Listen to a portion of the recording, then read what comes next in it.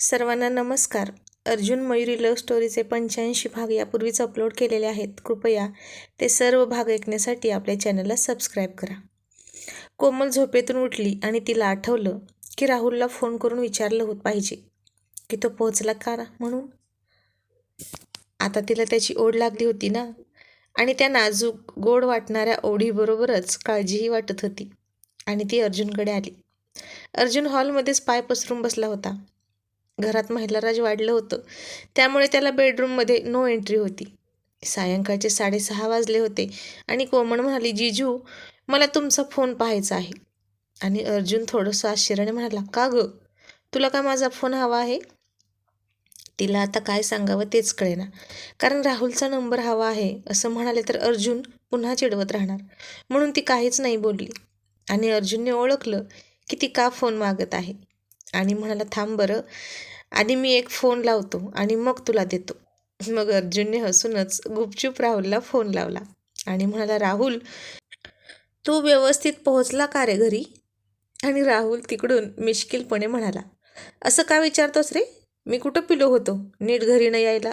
आणि हे ऐकून कोमल खूप खूप हसायला लागली, अगदी पोट धरून.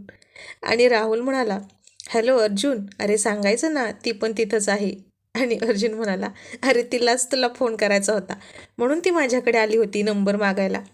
आणि गाढवा, एवढा वेळ तिला घेऊन एकांतात बेडरूममध्ये गप्पा मारत होतास, आणखीन बरंच काही काही केलं असशील, पण फोन नंबर द्यायचा विसरलास ना? एवढा कसा रे कच्चा लिंबू तू? आणि कोमल म्हणाली, जिजूंनी बरोबर पकडलं मला. आणि ती लाजायला लागली. मग राहुल म्हणाला, अरे हो यार, माझ्या हे लक्षातच नाही आलं, पण अर्जुन तू दे हा तिला माझा नंबर. हो देईन ना, आता आजपासून माझं काम एकच, दोन्ही घरचा पाहुणा ना मी मी तुमच्यामध्ये मध्येच करणार आहे. मला काही दुसरं कामच आहे का? निरोपे आहे मी आता, पण मला लक्षात ठेवा हं.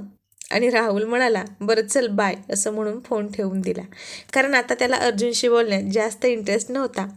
त्याचा नंबर घेऊन कोमल त्याला फोन करणारच होती आणि आत्ता त्याला तिच्याशी बोलायचं होतं.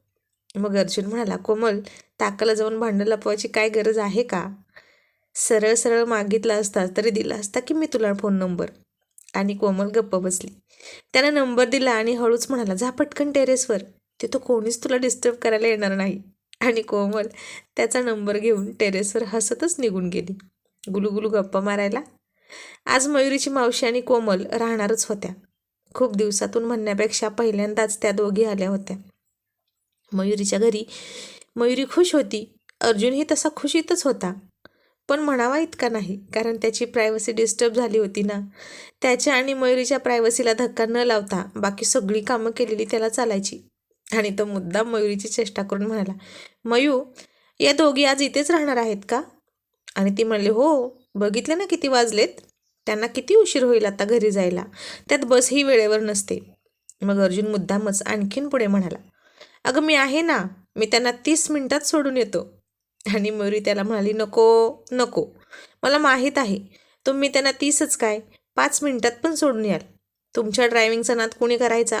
पण अर्जुनराव, तुम्ही हे विसरलात का की तुमचं विमान नाही, गाडी आहे, आणि ती रस्त्यावरूनच चालवावी लागते, हवेतून नाही.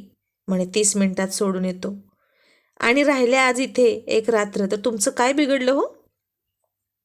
आणि अर्जुन हळूच पुटपुटत म्हणाला, एक रात्र राहत आहेत तेच तर बिघडतंय, दिवसा राहिले असता तरी हरकत नव्हती, आणि खूप काही बिघडणार आहे की माझं. आणि इतक्यात सचिनही हॉलमध्ये आला. आणि मयुरी म्हणाली, अहो कोमल आणि मावशी आपल्या रूममध्ये झोपतील, मी लताजवळ झोपते, आणि तुम्ही आणि भाऊजी जावा टेरेसवर. आणि अर्जुनचा नाईलाज झाला आणि पुन्हा तोंड वाकडं करत म्हणाला, मला आता या बिनशेपटाच्या गाढवालाच मिठी मारून झोपावं लागेल. नाही नको, असं म्हणून त्याच्या डोक्यात एक कल्पना आली. आणि अर्जुननं सचिनला डोळा मारला आणि सचिनने अर्जुनचा इशारा लगेच समजला. शेवटी दोघेही एकाच तालमीत तयार झालेले पैलवान होते. आणि कधी नव्हते अर्जुन सचिनच्या फायद्याचं बोलत होता, म्हणून सचिनने लगेच 2-3 शिंका काढल्या आणि म्हणाला, वहिनी अहो खूप थंडी आहे हो बाहेर, परवा अर्जुनसोबत झोपलो ना तेव्हापासून मला सर्दी झाली आहे. आणि मयुरी म्हणाली, हो का, बरं ठीक आहे, आता काय करायचं? मग थोडा विचार करून ती अर्जुनला म्हणाली, अहो ठीक आहे, आपण दोघे झोपूया टेरेसवर, चालेल का?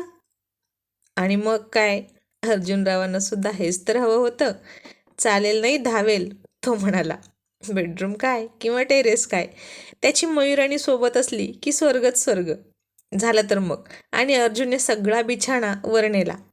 सगळ्या लाईट्स ऑफ करून मयुरी पाण्याची बाटली घेऊन वर आली आणि पाय पसरून बिछाण्यावर बसली. आणि इतक्यात तिला समोरून भिंतीवर एक पालीचं पिल्लू दिसलं आणि ती ओरडली, अहो ते बघा पालीचं पिल्लू, त्याला हाकला बरं आधी, नाहीतर रात्री ते आपल्या अंथरुणात येईल. मयुरी नव्हती घाबरत पालींना, पण तरीही किळस वाटतेच ना. आणि अर्जुन चेष्टा करत म्हणाला, अगो मी असताना तुझ्या अंथरुणात येण्याची कोणाची हिंमत ग? मग ती म्हणाली, पुरे चावटपणा, आधी त्याला हाकला बरं, नाहीतर ते इकडे तिकडे पळून जाईल आणि मग सापडणार नाही. आणि मग अर्जुन म्हणाला, बरं बाई ठीक आहे. आणि तो त्या पालीच्या पिल्लाला हाकलू लागला. काही सेकंद गेले आणि ते पिल्लू तिथल्याच एका छिद्रात गेलं. ते मयुरीनं पाहिलं आणि म्हणाले, काय हो, गेलं का आत? आणि अर्जुनराव सहजच म्हणाले, नाही ना, अजून कुठे आत गेलं, पण जाईल हा. आणि त्याच्या या विनोदावर आता खळखळून हसत होती मयुरी, कारण ते दोघेच तर होते टेरेसवर. ती चांदणी रात्र, थंड गुलाबी हवा, तिचे अर्जुनराव आणि अर्जुनरावांची मयुराणी. आता त्यानं हवा तेवढा वात्रटपणा केला तरी तिला चालणार होता. ती त्याला अडवणार नव्हती. आणि शेवटी त्या पालीच्या पिल्लाचा नाद सोडून तो तिच्या शेजारी येऊन बसला आणि म्हणाला, मरू देते, मला कुठं वेळ आहे तिच्या मागे लागायला. आणि ती म्हणाली, अर्जुनराव, बहुतेक ती तुम्हाला लाजूनच लपून बसली असावी, होय ना? आणि तो म्हणाला, तिचं जाऊ दे, पण माझं हे लाजळूचं झाड बघ ना कसं खुललंय. गोड गोड हसते. मग म्हणाला, मयू, पाय दुखतात ना गं तुझे, चल मी चेपून देतो. मयुरीचे पाय खूप नाजूक होते आणि त्यात वाढत्या वजनामुळे आणि किचन पुढे सतत उभं राहण्यामुळे तिचे पाय दुखायचे. कधी कधी तर पहाटे पहाटे क्रॅम्पसुद्धा यायचे आणि ती झोपेतच ओरडायची. मग अर्जुन चोळून द्यायचा आणि त्यानं आता तिची साडी हळूच वर केली गुडघ्यापर्यंत आणि ती तशीच बसून राहिली. मग अर्जुनने तिच्या गोऱ्या गोऱ्या पायाच्या पिंढऱ्या हळूवार ओढायला सुरुवात केली आणि तिला खूप बरं वाटत होतं. मग थोड्या वेळाने तिने त्याचा हात पकडला आणि म्हणाली, बास आता, या तुम्ही पण झोपा, मी चेपून देईन तुमचे पाय. आणि अर्जुन म्हणाला, नाही नको. आणि त्याने तिच्यासमोर खाली झोपला आणि दोन्ही हात पसरले आणि ती अलगद त्याच्या मिठीत सामावली. थंडीचा हळवा झंकार दोघांनाही रोमांचित करत होता. आणि मयुरी म्हणाली, खरंच किती छान वाटते ना हो, ही हवी हवीशी वाटणारी थंडी आणि तुमच्या मिठीतली ऊब आणि वरती आकाशात टिपूर चांदणं. खरंच ही केमिस्ट्री फार मस्त आहे.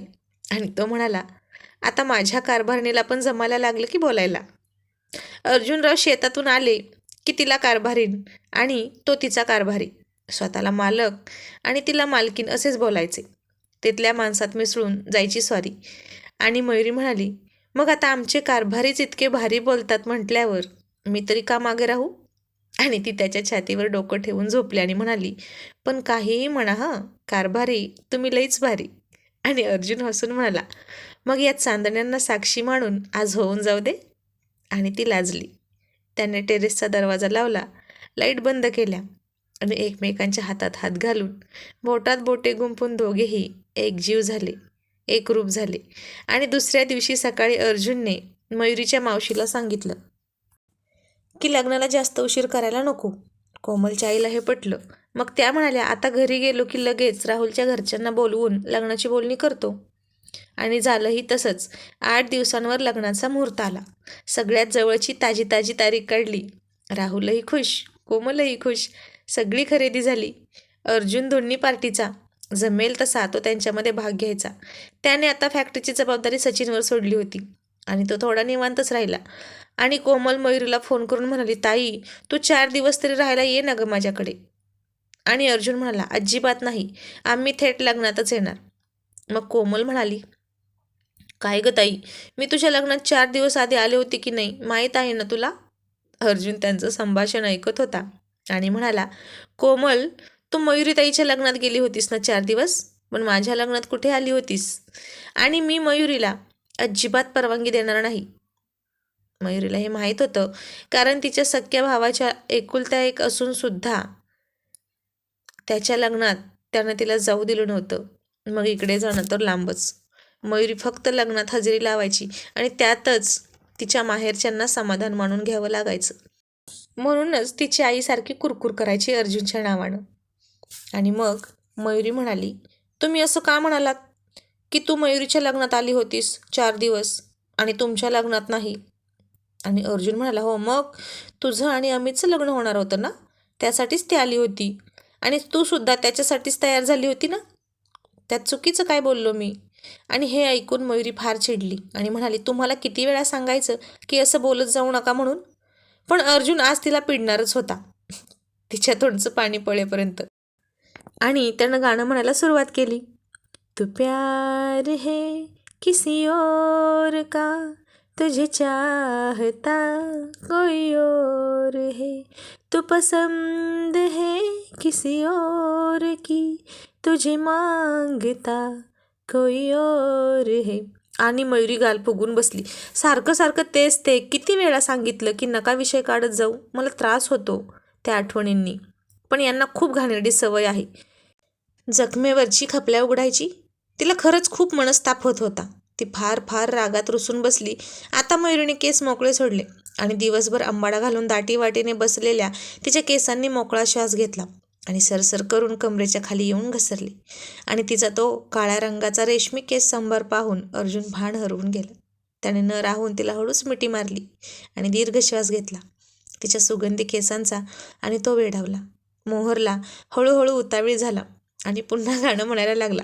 काली नागिन के जैसी जुल्फे तेरी काली काली, सागर को मोती और सूरज को तू देती है लाली. आणि असं म्हणून तिच्या अंगाला झोपू लागला. मयुरी हसायला लागली आणि म्हणली, पुरे आता मजनू, बास करा, झोपायचं बघा आता. आणि अर्जुनराव म्हणाले, झोपायचं लगेच? लगेच नाही, काही वाजलेत किती बघा, खूप उशीर झालाय. आणि त्याने तिच्या उघड्या पोटावरून हात फिरवला. तशी ती शहारली आणि तो म्हणाला, पण मी तर आत्ता कुठे सुरुवात केली आहे. आणि ती म्हणाली, मग इतका वेळ कुणी माया घालवायला सांगितलं होतं तुम्हाला? ती आरशात पाहून म्हणाली. आणि अर्जुन म्हणाला, काय करू, मला आज कोणीच नाही मिळालं दिवसभर खोड्या काढायला, मग म्हणून तुलाच टार्गेट केलं. आणि ती म्हणाली, बरं ठीक आहे, सोडा, मला झोपू द्या.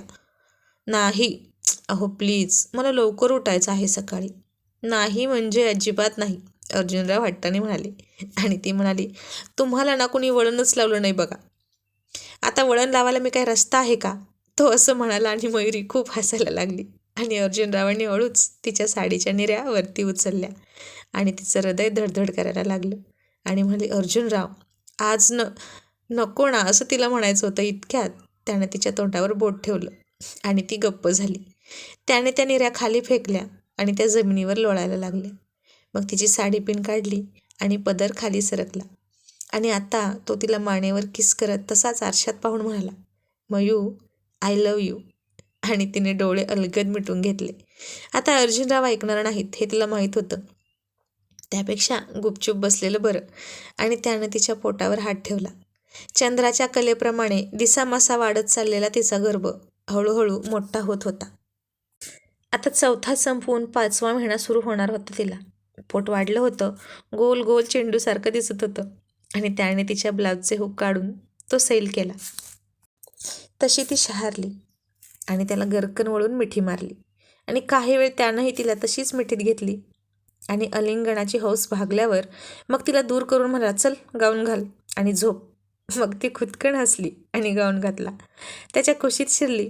इतक्यात त्याचा फोन वाजला. आता कोण फोन करत असेल असं म्हणून त्यानं फोन उचलला. फोन अननोन होता. अर्जुननं दुर्लक्ष केलं, पण पुन्हा वाजला. मग थोडा चिडून त्यानं फोन उचलला आणि समोरून एक माणूस बोलत होता. ते ऐकून त्याच्या पायाखालची जमीनच सरकली. त्याला प्रचंड धक्का बसला आणि पटकन उठत म्हणाला, काय, कधी, कुठे? मी आलोच, असं म्हणून तो विजेच्या वेगाने उठला आणि पटकन बाहेर गेला. मयुरीला तर काहीच समजत नव्हतं की झालंय काय. ती घाबरली आणि अर्जुननं सचिनचं दार वाजवलं. तोही अजून जागाच होता.